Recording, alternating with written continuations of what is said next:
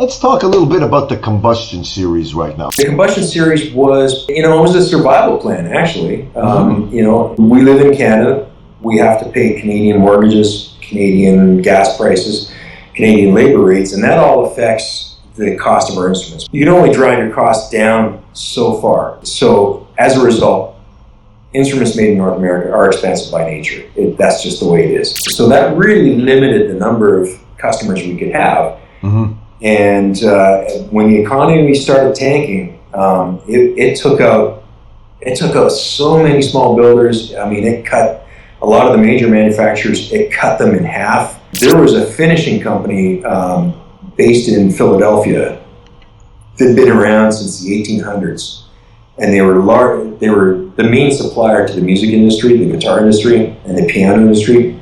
It took them out. Oh, yeah. It killed their business, the recession in 2008, 2009. So we had to survive, and the only way that we were going to do that was if we could expand our market, and the only way we could do that is if we could have an instrument that was significantly less expensive, and that required going to another country. It required going to China and having some manufacturing help out there. So what we did was we designed an instrument based on not a copy of what we're doing, but basically a simplified version of our Afterburner series, which was our #1 seller at that point.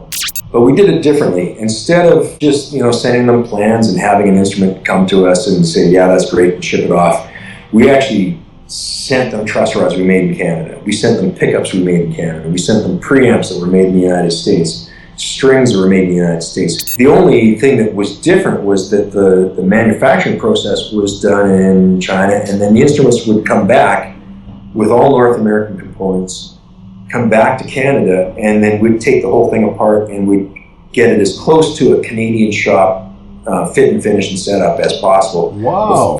We like to call it a world instrument, where it was North America, Canada, and China all working together to create this sort of hybrid instrument.